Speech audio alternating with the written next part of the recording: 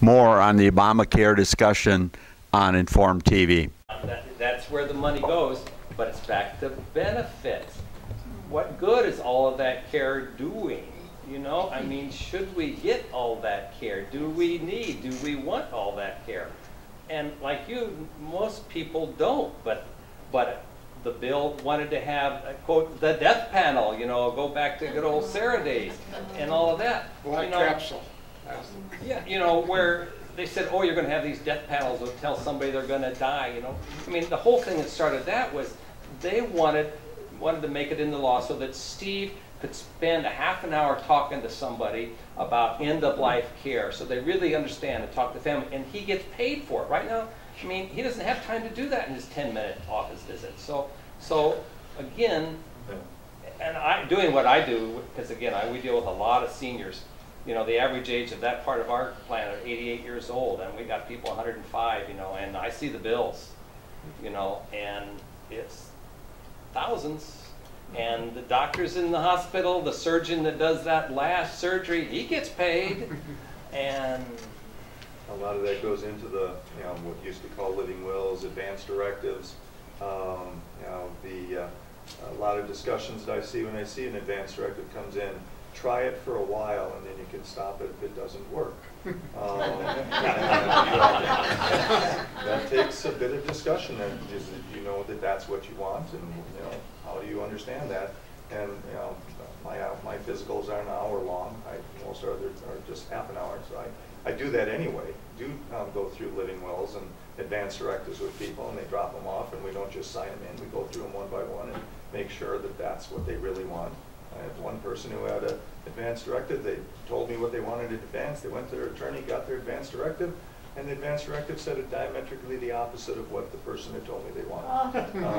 And so we had to take extra time to go through that and get it straight. So if we're trying to reduce some of the costs and have people get quality of care, not quantity necessarily, and you know, quality of life, not quantity necessarily, it goes into this whole idea of what do you want at the end of your days? People, you know, put all this nice things in their advance directives, but it just adds the cost. Do this, do this, do this. And if it doesn't work, well, how long do you do it for? Hard to know sometimes. Kevin? Well, part of the question that I have is you two answer Steve and Chuck on the liability of things. You were talking about Mayo repeating all these tests.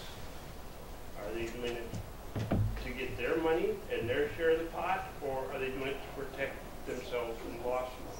You can look at it three ways. Are they doing it because they want the money? I've never asked them. So I don't know. Are they doing it because they're covering themselves? I think not. Are they doing it because they think they do a better job than everybody else? There may be elements of that. Do they do a better job? No. That's another question. But you know, they're repeating all these tests, and if you look at the cost of those, yeah, there is that thing in there that they say they might be better. But if there were lawsuits that were frivolous and protection against that, would that amount to a certain reduction in the healthcare, total healthcare cost? I mean, you know, your premiums were there simply to protect yourself, and you know, that's a lot of money. I don't think it would lower the cost a lot, because again, there's still the overhead that need to make salaries, that need to make money, et cetera, et cetera, et cetera, and there's still going to be that issue that, you know, we're better. But that's where we need to get out to all of you that, okay, when you go to Mayo's and they want to do another CAT scan because they have a machine that cuts you in 64 slices instead of 16, and they say it's better, you need to know, is it 1% better at twice the cost? Is it 50% better at, you know, the same cost? And that's what they don't know. You know, and that's, I mean, that's critical. Some states, I believe, have limited awards for medical malpractice. It'd be interesting to see what that really does do. But I think the reason we don't have more action on that is because the trial attorneys don't want to do it. That's a big, huge lobby. I have nothing against them, but it's a huge lobby. And they don't think, and there are arguments both ways, you know. You can argue this, that there should be caps. You can argue that there shouldn't be caps. There's good arguments on both sides. But part of that solution, I mean, there's a lot of bad doctors out there. I mean, that's the truth. They just are. I mean, I do credentialing for over 3,000 providers. You know, that's what you have to do with an insurance plan. You got to credential them, you know, da-da-da. You look at all their lawsuits and everything like that. And I've got the point. Maybe I need I mean, but it's bad doctors, and you know, there's so many things that come into that equation.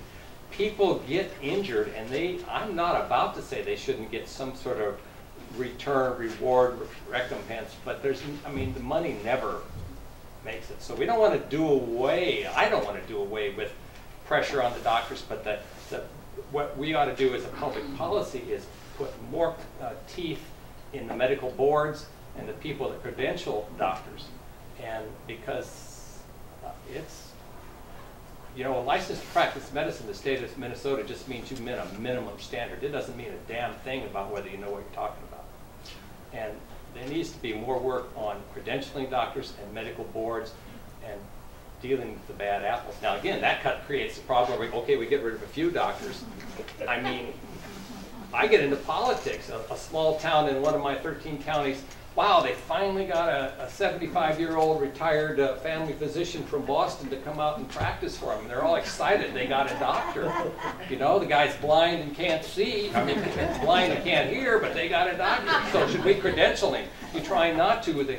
The county board, our board says, oh, man, we got a doctor. You've got to credential him, you know? I mean, this whole problem is so complicated, it's hard to believe. I just want to got a question about prescription drugs, your opinions on this, and I'll just use a personal experience from this. I have asthma, and for a while I was on an Advair as a preventative drug. Now some people swear by it, I don't. And just because I don't feel it don't work for me, I thought it was, even with insurance, it was unbelievably expensive, and I eventually asked the doctor for something else. They found me a generic nebulizer thing, preventative, that I take, and that seems to be working. But one of the biggest differences between the two is that one is generic, the other is not. And then with the Advair, you see all these, you know, name brand drugs being advertised. So I guess what I'm asking is, should we just not advertise and will that bring the cost down? Do we need more, go towards generics? What's the best way to handle prescription drugs for people like me who flat out need something to control the condition? And I guess how to handle that, because some of these drugs, even with insurance, are, I don't know how anyone can afford them. That enters into a whole other muddy water, unfortunately, because for every drug that makes it to the market, there's several that are under investigation that don't make it to the market, and you know, so they make no money off of those. So they say they can justify the higher cost for the meds that get to market. They don't represent how much it costs to make the drug. It didn't even represent how much it costs to produce or research and bring the drug to market, because they also have to cover the costs for the drugs that didn't make it to the market that they have lots of people researching. If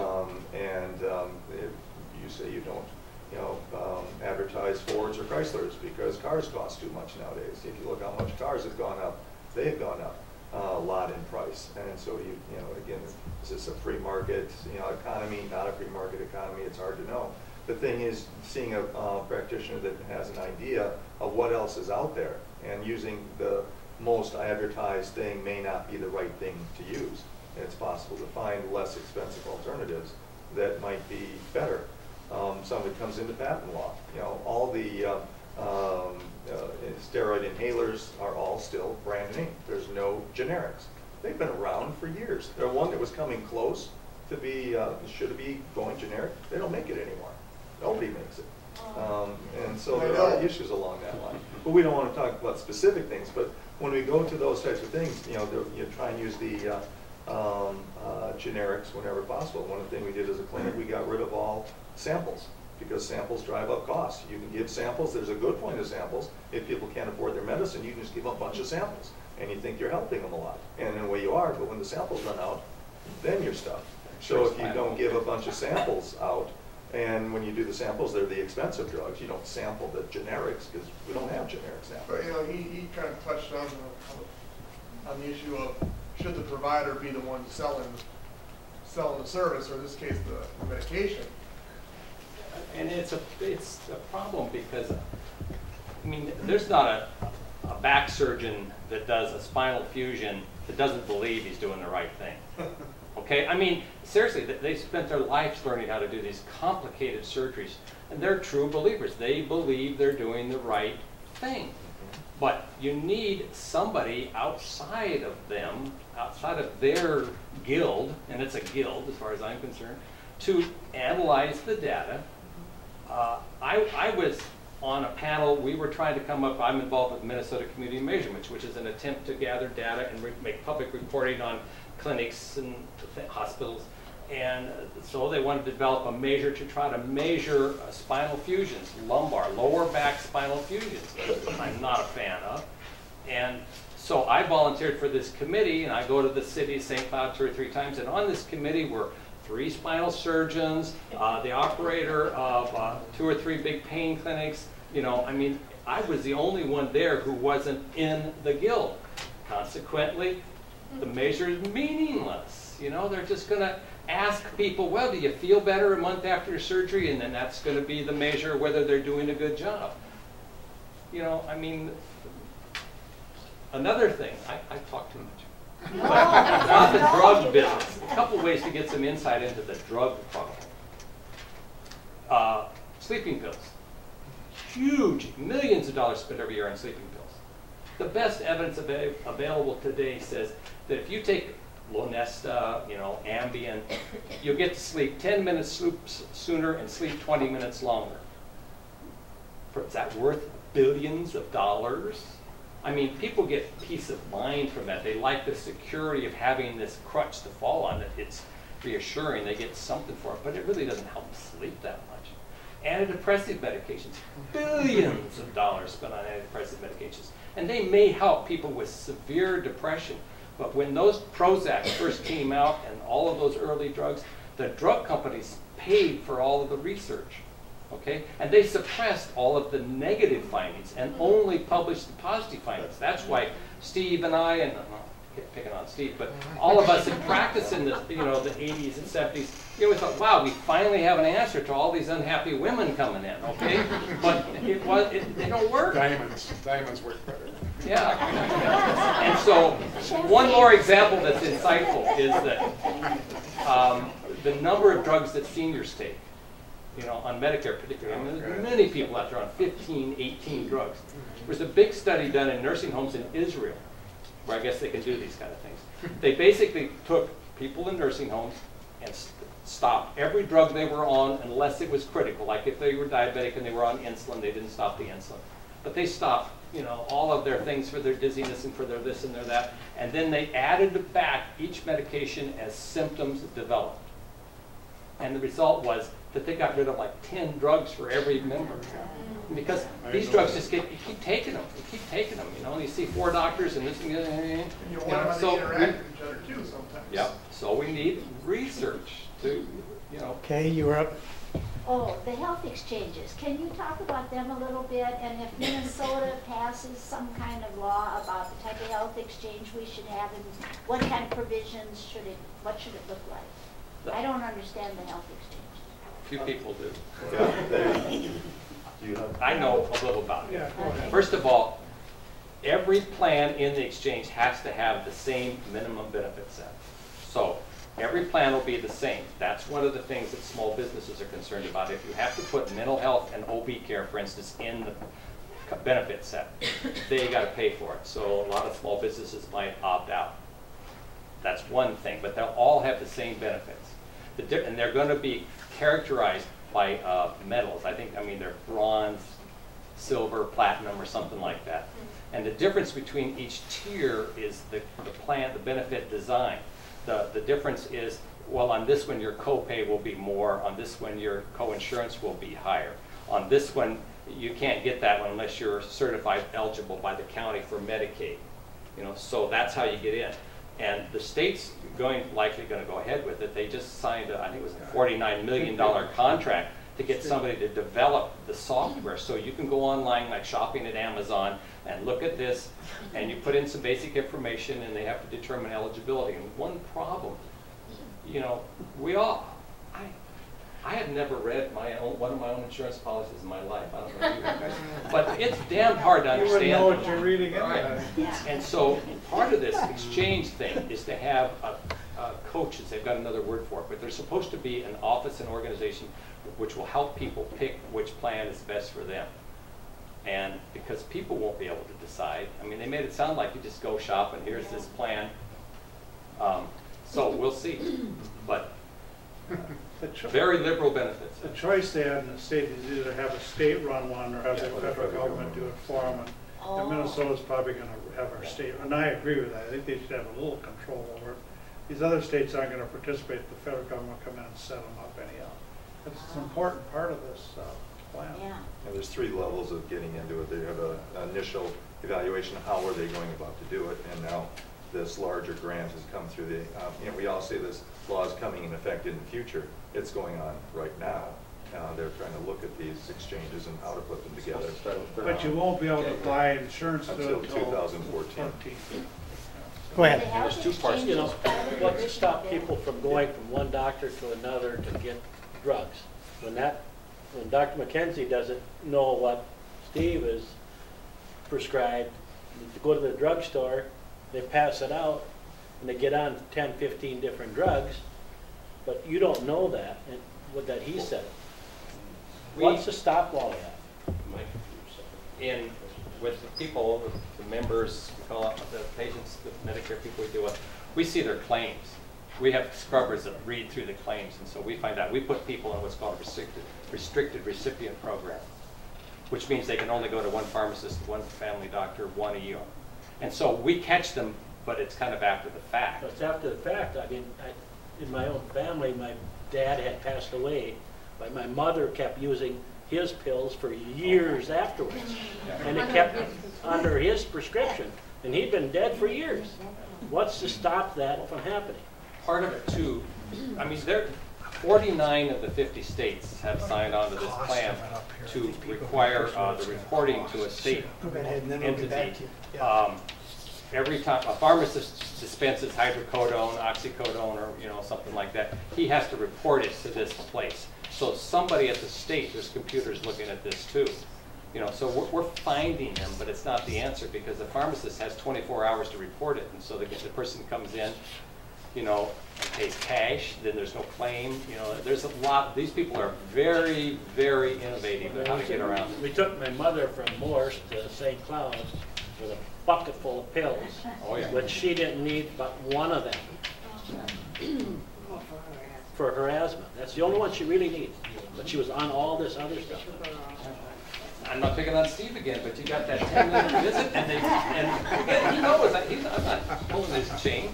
You come in and I can't sleep, I'm unhappy, I have a stomach ache, I have a backache, and you could spend time and address every one of those problems, or you give them a pill. People want a pill. Yeah, because when she couldn't get it from one doctor, she went to the other one, and another time. She got it. There is actually a shift in that now. People are not necessarily always coming in for the bills. It is definitely good. People looking out for their own care, and not wanting it. That sometimes means they want a herbal agent of some type that doesn't have a lot of emphasis on proof or efficacy and that type of thing. But there is an element of that we try and reduce the number of pills. You go to nursing homes, I don't sign off on the chart until I've looked at every single medication to make sure that they seem to have a need for it. And that's backed up by consulting pharmacists that go down the list. They don't need this one, you really think they need it. So there are some layers of efficiency or layers of protection that way. So that's getting better. It's getting better, but it's got Tom, you had a point? Well, I was just going to say following up on Chuck's point that he'd never read it in his health insurance. Well, I think a lot of people are like that. I haven't. Ruth will tell you I haven't because it makes your head spin. In particular, when you're coming to the Medicare age, and they're looking at an option that is maybe giving vouchers. Well, as a senior, for me as a younger person, we're not looking for options. We're looking for security. I mean, so if Medicare is just one-stop shopping, that's it, it's covered, you know what it is. Your providers know what it is. And that's just another case. There is on healthcare.gov, it's one of the better websites for looking at what the act has in it. They're actually on the first left-hand column of that left-hand. It's how to choose your insurance, and they do help walk people through for us, and it'll be fleshed out more. There are differences from state to state, and Minnesota will have their emphasis on there as well. Yes.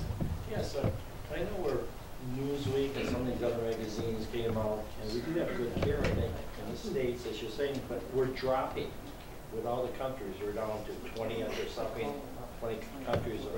Infant around Chuck, we're dropping. Other countries do a much better job. Why are they moving past the U.S. and we're keep on going down and down, besides education too? What's the cause? It's not all on the shoulders, in my opinion, on the shoulders of the doctors and the hospitals, because I think we have, as I said before, bad patients in this country. I mean, some of us have been fortunate to go to Europe. You go to any country in Europe, and you don't see anywhere near as many overweight people as you see here. I mean, so that's part of the problem. Car insurance is high. Yeah, gas is high too. I think the answer to that is what Chuck was saying, and Steve too, that in those countries where they have nationalized health insurance, most of them they're comparing to, they emphasize preventative care and education. Those things don't cost a lot of money, but produce a lot of results. There's no barriers to go to prenatal care or to get your, get taken care of initially. Whereas over here, there's a lot of people that aren't insured and don't have it. And so those indices you're talking about, the mortality rate for babies and mothers, and I forget what the other one is, are tied to that, I think. That's why, on the other hand, over here, the expensive things, one that people are paying a lot of money for, we're the best in the world. So it's sort of follow the money. There's not much money in the educational part to make sure a person gets to prenatal care, gets the education, make sure she gets that. I think that's part of it. Because you do see that. Let's take Bill. You had some information you want to get up here. Yeah, before we wrap up, it won't take very long. I looked on the internet and I thought it was kind of interesting. It was news to me as to just what this was going to be. This is for a single person that makes $15,000 a year. They're at about 160% of the federal poverty level. And if you are at that level, you'd get 100% subsidy. In other words, the government would give you a tax credit for $4,500 and would pay for your health care premium. That $15,000 is total wage? Yes, that's Okay. their income for one person. If that person made $45,000, they wouldn't get any subsidy. You follow what I'm saying? Yeah. And they'd have to pay $4,500. Somebody in between here at 30 would probably have to pay half of this. Is the way I understand it. Okay, just looking at it fairly quickly today. Has anybody else looked at this? And then here's a family of four, 2 adults and 2 children. 31,000 are about 150% of the federal poverty level, and they would get 100% subsidy. And up to 95, then they wouldn't get the subsidy anymore, and they'd have to buy it. Now, one of the issues is mandating care, and of course, you're going to have to, especially if you have pre-existing conditions covered, you have to mandate everybody to buy into it, otherwise it's not going to work. And there's some people that are single that figure they don't, why should I buy this? I don't need it, I'm healthy, and that's one of the controversies there. For a family of 4, it's probably a pretty darn good deal. There will be some out-of-pocket expenses, I understand it too. And these are all estimates. Whether this is going to be 12,000 or 45, they really don't know. And I found that interesting. I thought maybe I'd just share it. Now, if they're in between there, then they'd get 50% of it. As I understand. Let's kind of begin to close down a little bit. I just got a question about that. Yeah. About this chart. As I understand that's if you don't have insurance and don't choose to buy it. Yeah. Right? Because I think this is what the employer exchange, that you get through the exchange, Yeah. maybe? Yeah, I think So- you're right. If you got your own through your employer, you can. like you're the rest of- covered and you're not going to be part of that because you're already paying, it's Right. already paying in the system. Right, right. And, for that kind of, if you think about it, I'm just looking at a single person here because, again, Yeah, based on my own personal experience. Yeah, right. If you're a healthy person, you know, and you're making that 45, you could go probably on the private market, you could get insurance for less than that. So, you know, I think you could. I don't know. At least a couple. I'm not really an expert on that. If you're healthy, young, Yeah. No way. on 45, under 45 a year, I think you could.